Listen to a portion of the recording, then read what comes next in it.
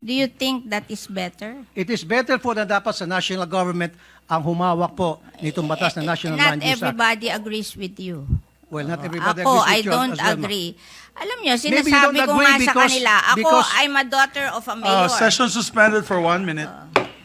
Kung yan po yung inyong premise, bakit hindi lang po natin tulungan itong mga maliit na farmers, bigyan na lang po sila ng puhunan para magkaroon po sila ng maging mechanized na po yung kanilang farming Binibigyan style. po. Well, Oo, then instead na bibilin binibigyan po yung po. kanilang mga lupa, pabayaan na lang po natin sila na isaka yung kanilang lupain at Meron tutulungan po. na lang po sila na, Meron po. na para Meron hindi na po po. ma-convert yung kanila pong mga farm into subdivision, into commercial area, and what have you. So I have no guilt to any rice farmers. I'm not All saying- the money that came from the rice tarification I'm not saying po were na kayo po'y given guilty. back to the rice farmers. I wrote that law. I know. Ako po Because yan, I studied the difference between us and the rice farmers of Vietnam. and this is the reason kung bakit po talaga kailangan mai-push na po natin itong National Land Use Act. At hindi ko po alam kung bakit hanggang ngayon, 4 na presidente na po ang dumaan at hindi pa rin po ito mapasa-pasa. Hindi ko po alam kung bakit. Ano pong ginagawa ng DA na yung po mga farmland ay nako-convert na po sa nagiging residential area na po at commercial area. Po I yan. don't feel any guilt to the small farmers. All the money that came from the rice tarification law were given to the small farmers owning 2 hectares and below. So how do we identify those small farmers? They po have a list. Do you have po a list? They So have paano a po ninyo list. pinipili ng DA? No, they have paano, a list. I know po. Paano po pinipili kung sino po ang maging recipient 2 nitong hectares and pera na below. galing po sa rice tarification? How mga farmland po doon na na-convert na Kawayan po? is a city. Regardless, ang pinag-usapan My po God, natin, yung if, mga farmland po na na-convert na po sa isang subdivision o commercial. But they allow that in cities and capital allow that. towns. Kaya nga po, They allow conversion alam ko nga in po. cities and capital towns because if they buy your land, they buy it expensive and you can reinvest the money and you will make more money than planting on those lands. I remember we have, when I was young, we have a big chicken farm in Muntinlupa. But Muntinlupa became a 60.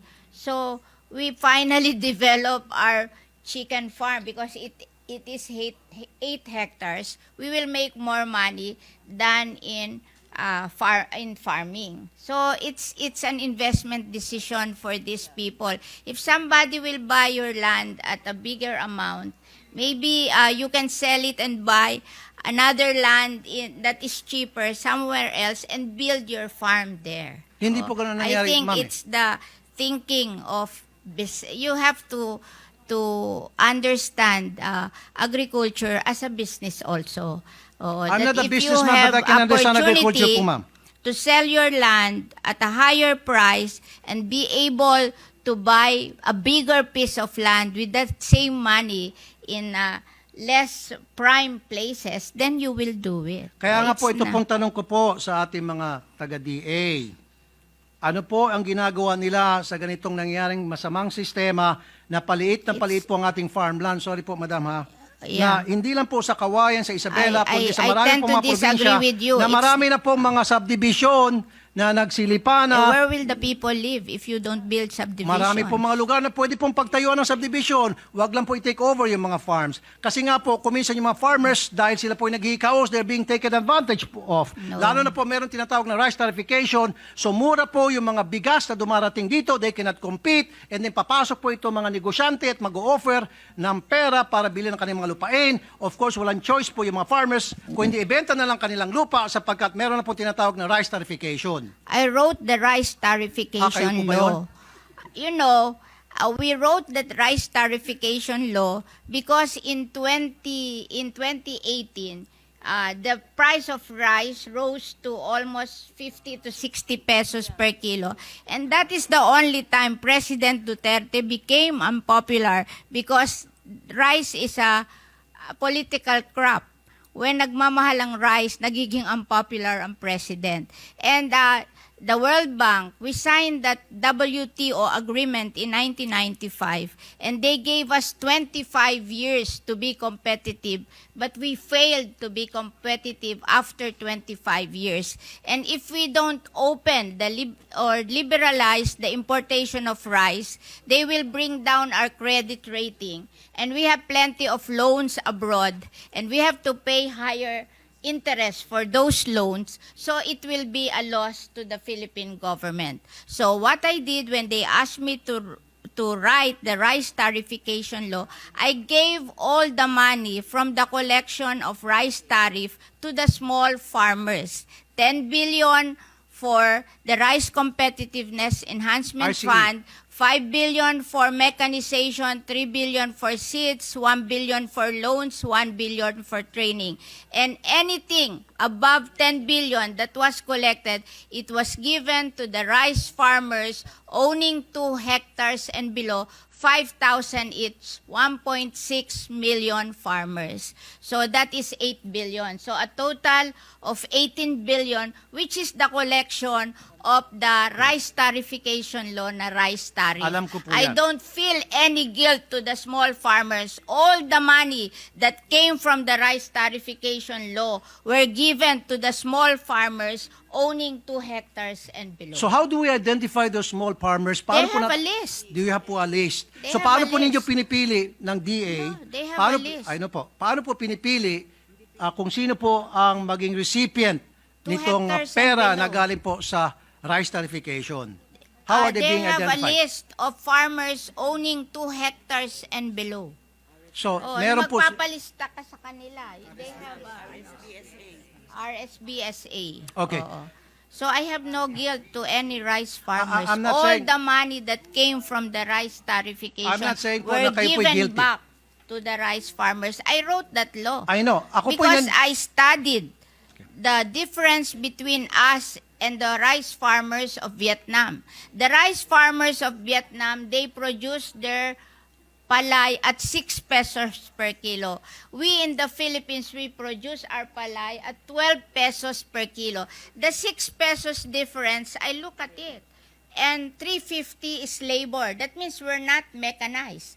And 250 is the productivity of the seed. So there's something wrong with our seed. So when I wrote that Rice Competitiveness Enhancement Fund, I gave 5 billion to mechanization and 3 billion to seed distribution, and also to train them to do the same seeds with their own farm. I am teaching them to learn how to do inbred seedlings. Okay. Are you finished po, ma'am? Yes, yes. Okay. Let's go back po dun sa food security. Alam ko po Hindi ako nag-isip. na meron pong tinatawag na Rice Comprehensive Enhancement Fund. Rice Competitiveness Competitive, Enhancement okay. Fund. Enhancement Fund. Nasabi niyo po sa akin, so dapat may 2 hectares yung farmer para sila po ay mag-qualify dyan. Okay na po tayo dyan. However, hindi pa rin po talaga tunay na nasasagot yung pong katanungan ko po na ano pong ginagawa ng DA na yung pong mga farmland ay nako-convert na po sa nagiging residential area na po at commercial area. We need the residential area and the commercial area to improve the quality of lives of our people. Ang alam nyo, it's not the amount of farmlands. It's the efficiency of using these farmlands. Alam nyo, pag maganda ang seeds mo at mechanized ka, even with smaller area of farmlands, you can do better Kaya nga and po, ma'am, earn eh. more. Kaya- Kaya nga we're teaching the farmers to do mechanization and to plant better seedlings and to teach them that they have to operate their farm as a small business so they will make more money. You know, hindi naman ito como maliit ang lupa mo. Kaya we're organizing them into cooperatives para may economies of scale sila. Kasi kung 2 hectares kayo, mag-organize kayo, 30 farmer, then you have 60 hectares. And then you mechanize.